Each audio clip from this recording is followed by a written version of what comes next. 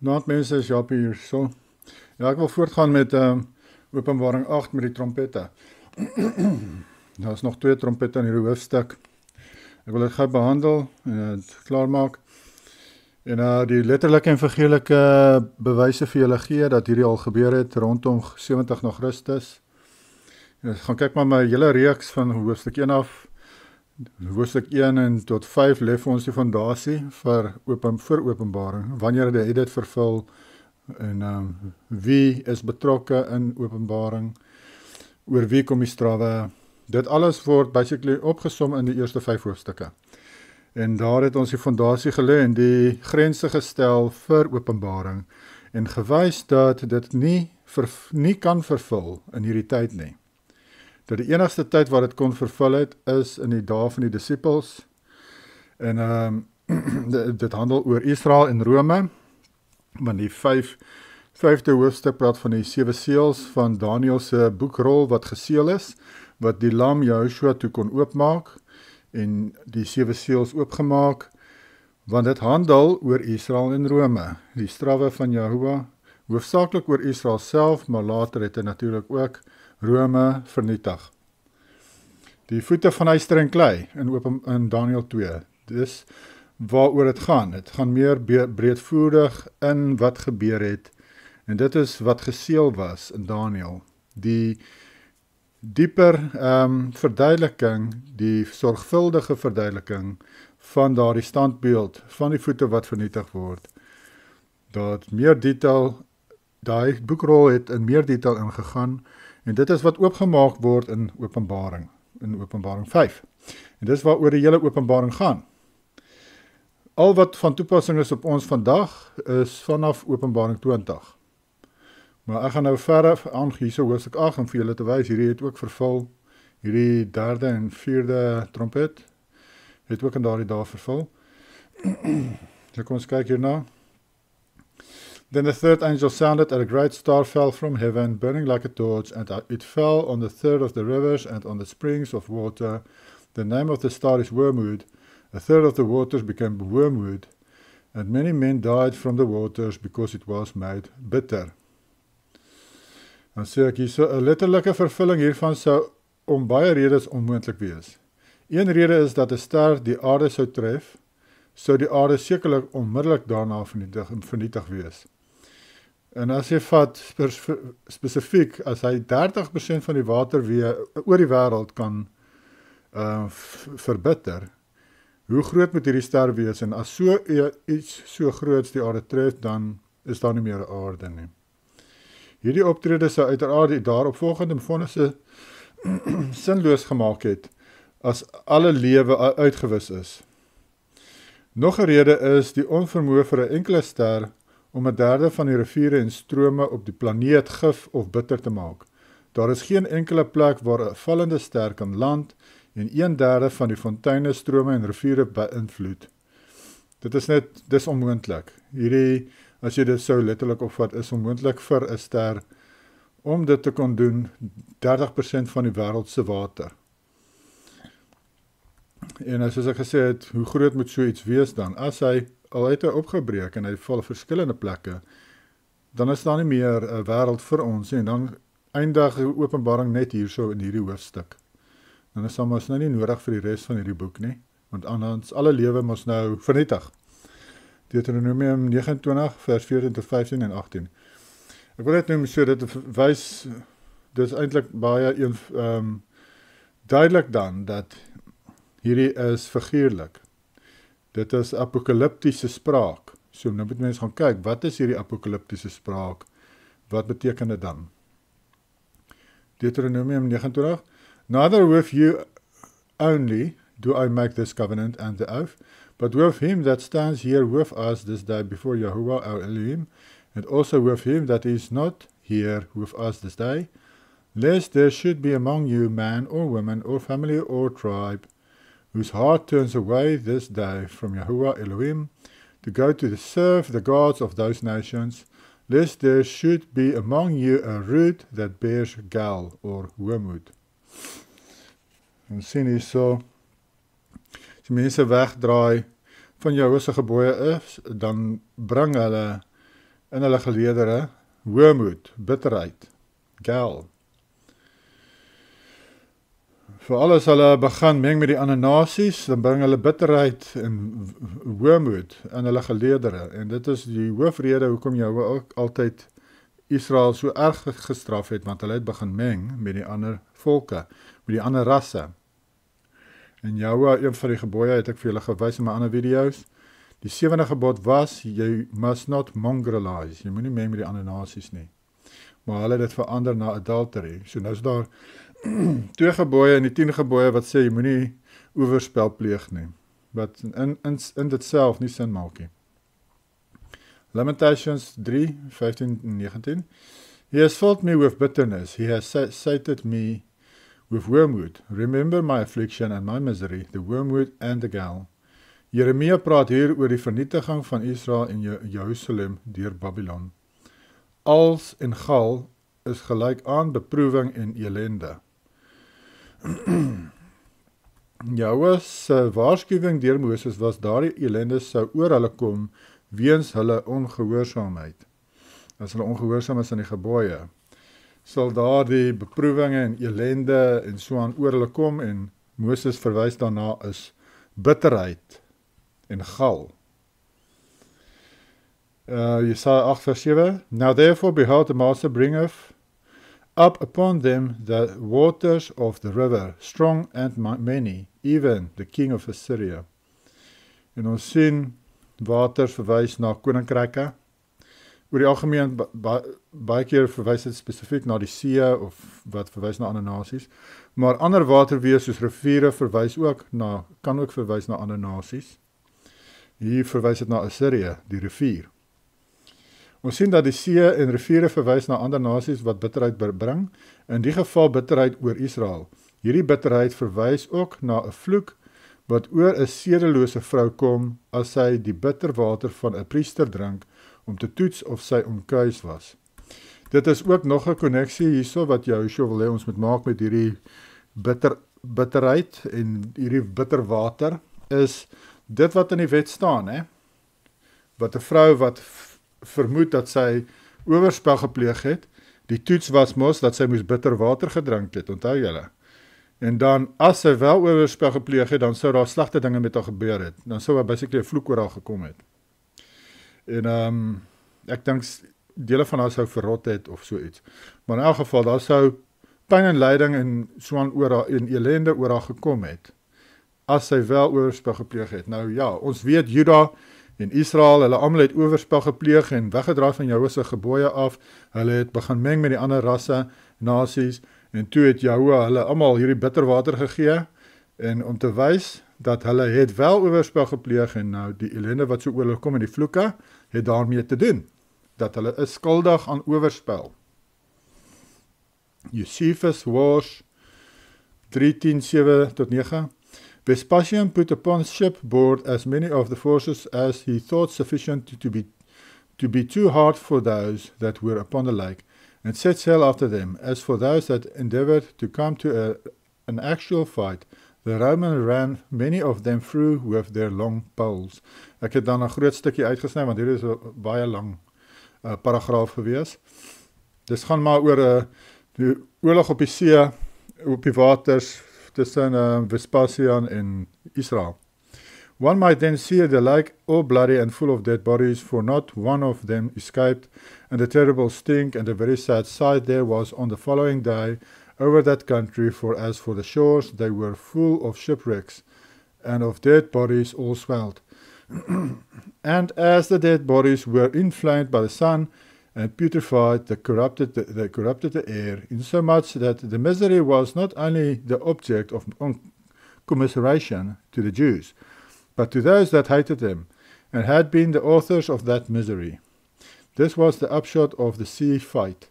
The number of the slain, including those that were killed in the city before, was 6,500. En as jy hierdie nou self gaan lees, sal jy sien in meer detail wat het hulle alles gedoen en hoe het hulle doodgemaak daar op die see. Dis maar baie dieselfde as die vorige goed wat ek vir julle gelees het van soos wat hulle beklei het op die waters. en daar was bloed op die waters en die water besmet en hierdie lijk het rondgedryf daar op die waters in verskillende riviere, van verskillende riviere af, in mere in en so aan. Het dit so versprei, al hierdie vrot liggame. So half 'n letterlike verwysing ook na hierdie bassyne wat geblaas is, trompette. Die ster van die derde engel se basyn oordeel vergiftig nie letterlik die riviere en strome van die wêreld nie. Die ster verteenwoordig 'n individu in 'n spesifieke nasie of koninkryk. Die illustrasie hier is dat 'n leier van Rome gaan groot en bitter elende oor Israel meebring. Josephus, the Wars of the Jews. Nou ons weet die Vespasian familie, hulle het toe daai elende gebring oor Israel. Hulle het voltooi wat Nero begin het hulle toe nou klaargemaak. Josephus, the Wars of the Jews. Komete was onheilspellende voortekens. In die Wars of the Jews noem Josephus 'n komeet wat 'n hele jaar lank deur die lug gehardloop het, AD 66. Daar was baie tekens in daardie tye, mense met in die lug, op die grond. Daar was selfs in Josephus, ek gaan seker nogal by uitkom, waar die mense, hulle het 'n trompet gehoor en hulle het gesien hoe dooies opstaan uit die grond uit. Letterlik het hulle gesien hoe mense opstaan uit die dode uit. Soos die dooies wat eerste opstaan, soos amper wat Paulus hulle gesê het. Ja. Maar in elk geval, sterre kan ook engele verteenwoordig. Daar is 'n klomp verse natuurlik wat dit sê. Ons weet dit in Henog sê dit mos ook in sy boek, dat sterre kan engele wees, of is engele. Aangaande die nederlaag van Edom deur sy vyande, Obadja 1 vers 4. Though you, Edom, built high like the eagle, though you set your nest among the stars, from there I will bring you down, declares Yahweh. Poëtiese beskrywing van die val van Sion in die 6de eeu voor Christus deur die Babyloniërs. Lamentations 2 verse 1. He has cast down from heaven to earth the glory of Israel. Soos geïmpliseer in Obadja 1:4 en Klaagliedere 2:1 is die vallende ster van Openbaring 8 vers 10 en 11 ook 'n voorteken wat dui op die val van 'n koninkryk. En dit maak ook nogal vir my sin. Dis hoekom dit is goed as mens kan verwysings kry in die Bybel self, op ander plekke wat hierdie dinge verduidelik. Anders gaan mense dit nie regtig verstaan nie. Dan moet jy maar nou kies en keer, wat gaan jy nou maar hierdie keer mee gaan, meer hardloop. Maar as jy in die skrifte gaan kyk, en dan kan jy meer akkuraat verduidelikings gee vir hierdie goed. So wat hy sê, so is die vallende ster van Openbaring 8, dus kan ook 'n teken wees, 'n voorteken wat dui op die val van 'n koninkryk. Net soos wat hierdie verse ook na verwys. Jerusalem was in 'n huweliksverbond met Yahuwah. Jesaja 54 vers 5. In Openbaring 17 word sy egter uitgebeeld as iemand wat egbreek pleeg teen Yahuwah, haar geestelike man. Want hy sê, die twee sal een vlees word, omdat Rome en Jerusalem een vlees geword het, as gevolg van hul owerspelige verhouding, word beide stede Babylon genoem deur Openbaring. En dis ook hoekom hulle albei die strawe ontvang het, want net soos wat met die oorspel, die man en die vrou word gestraf. Nou Rome het oorspel gepleeg met Israel, en so, hulle albei word nou gestraf. Eerste wat Israel maar erg deurgeloop, maar toe het die man, die Rome, ook deurgeloop. Albei is gestraf, as gevolg van hierdie oorspel, verhouding.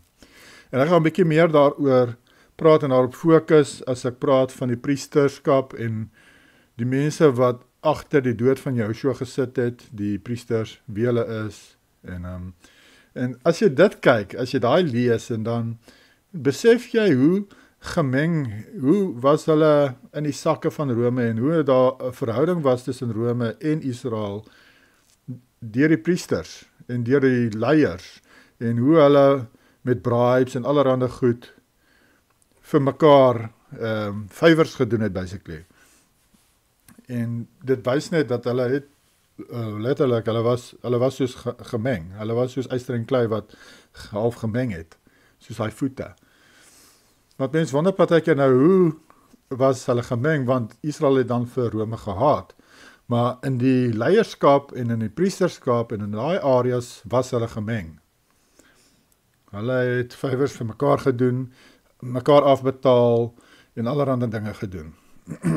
En natuurlik ook half help gereël dat mense wat teen hulle praat, soos natuurlik Joshua, sy broer Jakobus en ander, dat hulle kan doodmaak. Hulle doodgemaak het en daar het niks van gekom nie, want die leierskap sê maar van Rome het 'n blind eye gegooi. Hulle het gesê nee, dit is basically maar gereël gewees anyway. Het was basically soos maffia. En ja, die priesters was maar nogal evil as jy lees daardie stories van wat ek nog in die toekoms vir julle gaan wys, as ek praat oor die twee getuies. Numeri 5 vers 11 tot 31.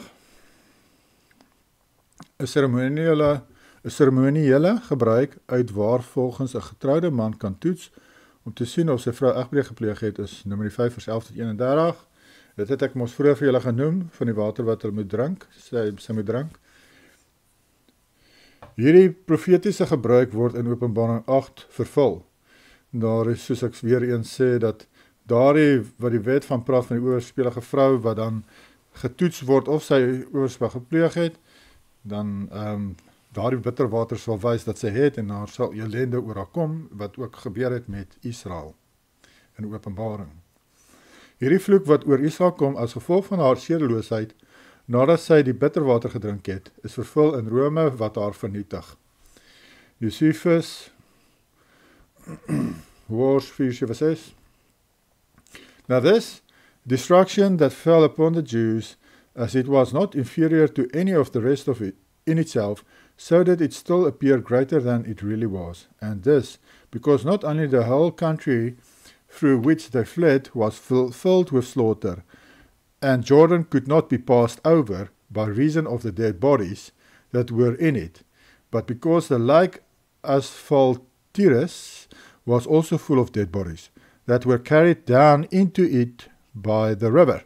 Dis wat ek ook wel vroeër verwys het, dat hierdie liggame wat so rondgedobber het daar so, het maar versprei so deur die waterweë in daardie area, van die riviere af na die mere toe, na die see toe, en ja, maar oral so gedryf en gevrot.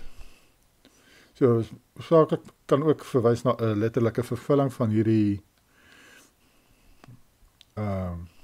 derde trompet.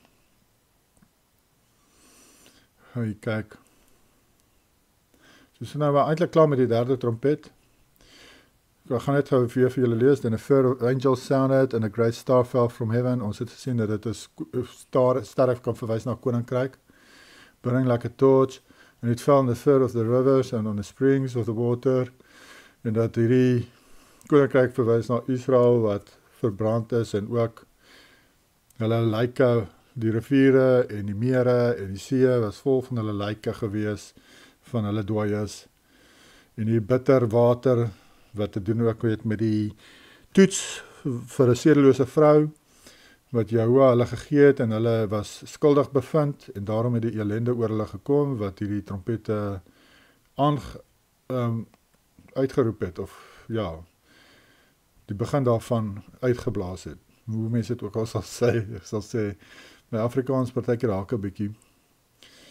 Kom ons gaan aan met die vierde ene. Fourth trumpet, the heavens struck.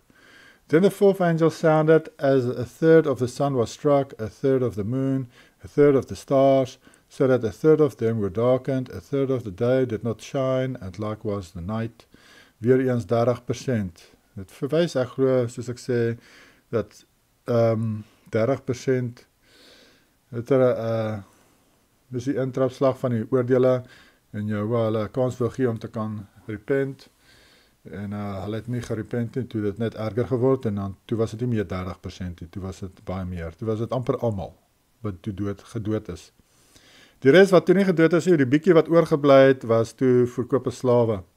Blijkbaar was daar so baie slawe gewees in daai tyd na daai oorlog, dat die pryse van slawe het heeltemal geval. Dit het verskriklik gedrop, want daar was skielik so groot influx van slawe, Israel slawe gewees in die markte.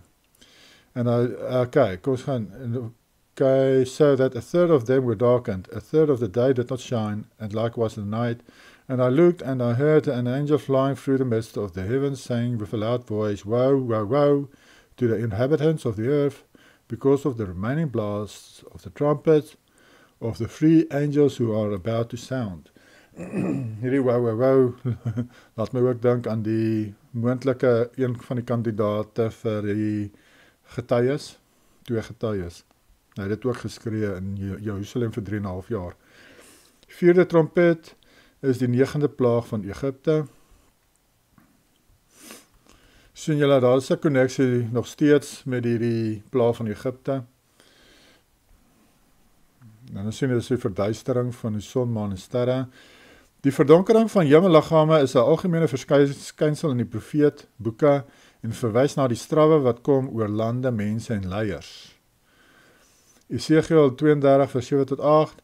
And when I shall extinguish you, hier sê dit, as jou gaan straf, wat gaan dan gebeur? I will cover the heavens and make the stars thereof dark. I will cover the sun with a cloud, and the moon shall not give its light. All the bright lights of heaven will I make dark over you, and set darkness upon your land, says the Master Yahweh. En dis die betekenis eintlik van hierdie verdonkering van die maan, son en maan en sterre is, dat Yahweh bring oordeel oor 'n nasie, hy bring duisternis oor 'n nasie, hy bring strawwe oor 'n nasie, hy bring slegte tye, donker tye, hy bring donker tye oor 'n nasie. Ek dink dis die beste om dit te stel. En dis wat Yahweh probeer sê hierso. En dit is presies wat hy gedoen het met Israel. Hy het donker tye oor hulle gebring, en dis waarna hierdie son, maan en sterre verwys. Dit was nie 'n letterlike verduistering van die son, maan en sterre vir 'n kort rukkie, vir 'n paar jaar nie. En daardie tyd, en ja, al hoe dit sou kon gebeur het, sou maar vulkaniese uitbarstings gewees het. Maar daar so iets het gebeur, maar dit het gebeur na die oorlog van die destruction van Jerusalem en die tempel. Daarna was daar vulkaniese uitbarstings wat ook gepaard gegaan het met die vernietiging van Rome. Met vulkane het Yahweh baie van Rome vernietig. Esegiel, want dat die man moes ook gestraf word, né? Die man wat oorspel gepleeg het by die vrou. Nou, die vrou is Israel gewees, en hierdie man Rome moes toe ook gestraf word. Beide was vernietig, die voete van yster en klei. Esegiel 20 het ons gelees. Tydens 'n donderstorm wat vermoedelik die son, maan en sterre verduister het die Idumeërs in Jerusalem ingebreek en die hoofpriester Ananus 2, of jy kan sê, 'n ander naam vir Ananus is Annas, né? Onthou julle die Bybel praat van Annas en Caiaphas. Nou, dis nie een persoon nie. Annas is die priester gewees wat baie connections gehad het met die Rome, en al sy hele familie het so gedien as priesters, omtrent sy hele familie, hulle het omtrent vir 20 jaar, die Annas familie, of die Ananus familie. Nou, een van hulle, die hoofpriester van hulle, was toe doodgemaak deur die Idumeërs hierso, groot straf van Jahweh, wat hy ontslaag geraak het van haar evil, dis 'n baie evil priester gewees, wel daai hele gesin was maar korrup gewees, soos die maffia, soos ek sê. En ek het oor hierdie al gepraat, mos voorheen, oor hierdie Idumeërs wat ingekom het, en die Zealots het hulle laat inkom, want hulle het gesê, daar was die storie versprei, dat hierdie Ananus het gaan sy kontakte met Rome gebruik, om hierdie Zealots uit te roei daarso, of something, iets daaroor, en toe het hierdie Zealots gevra, dat die Idumeërs hulle moet kom help, en dis toe wat hierdie gebeur het, wat hulle so duisende mense ook doodgemaak het, en hierdie priester wat hulle gesê het, hy knoei met Rome, om ontslae te raak van hierdie Zealots. Duisende mense in die stad is doodgemaak, wat die manier weerspieël waarop soortgelyke astrologiese beelde in die Ou Testamentiese geskiedenis vervul is. En hier gee ek voorbeelde in die profete. En dan vers 13, Josephus, the Wars of the Jews. 4 jaar voor die Joodse oorlog begin het, is Yahushua, die seun van Ananus, gehoor, die waarskuwing uitroep, wat in vers 13 genoem word, wee Jerusalem, Miskien is sy stem die stem van die arend in vers 13 wat roep, wee die inbewoners van die aarde, soos reeds gesê, Jerusalem en Israel dwars deur die boek Openbaring verteenwoordig die aarde. En dan sê ek hierso, in die Bybel dui aarde op die spesifieke land wat aangespreek word, terwyl see ander nasies symboliseer, ek het dit al vroeër genoem. Daarom het beide die arend en Joshua, die seun van Ananias, dieselfde waarskuwing geblaas. Nou hierdie seun van Ananias, ek glo hierdie persoon wat so rondgeloop het en die mense gewaarsku vir 3,5 jaar in Jerusalem, hulle het homself geslaan met stokke en goed, maar hy het net aangehou, sê julle, dit, die mense, daai mense. Nou, ek dink hierdie is 'n bespotting van die Ananias familie. Dis hoekom hy homself genoem het seun van Ananias, of Annas, want hierdie Annas, hulle was verskriklik korrup gewees. Ek dink hy het dit gedoen as 'n bespotting. En hierdie persoon het sy verskyning gemaak net na die dood van Jakobus, net na die dood van Joshua, Messias se broer. Toe skielik verskyn hierdie Joshua Ananias, of Ben Ananias, op die scene daar in Jerusalem, en hy begin uitroep, julle, dit, dat, vir 3,5 jaar. En, ja, maar ek sal meer breedvoerig oor dit praat in die toekoms. As ons kom by die twee getuies, want daar is baie kandidate wat hulle hande opsteek vir die twee getuies, en daar is skrifte wat sê wie dit was, extra Bybelse skrifte wat ook sê wie dit was. So daar is baie opsies vir hierdie twee getuies. Hierdie ou is een van die opsies. Soos bespreek in Openbaring 10 en Openbaring 11 is dit Jehoshua, Messias, wat moontlik in die vlees aan die Jode verskyn het, as Jehoshua, die seun van Ananias, wat uiteindelik die Romeinse leer lei om Israel en Jerusalem aan te val. Maar ja, dis ek lees dit maar net, dit is nou nie my opinie nie, dis dit hierdie persoon wie ek aanhaal, wat hy sê, dat dit nou kan verwys. Maar ons sal praat oor die twee getuies nog. Maar selfs Jehoshua, Messias self, voldoen ook as een van die getuies. Met sy ministerie was ook so 3,5 jaar. Hy is doodgemaak, hy 3 dae later opgestaan, opgevaar en so aan. So hy voldoen ook eintlik aan die vereistes vir een van die getuies.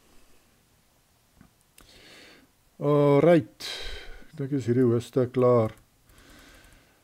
Ja, dis is by hoofstuk 9. Groete julle, geniet julle dag, geniet julle naweek. En ja, sterkte dag. Bye.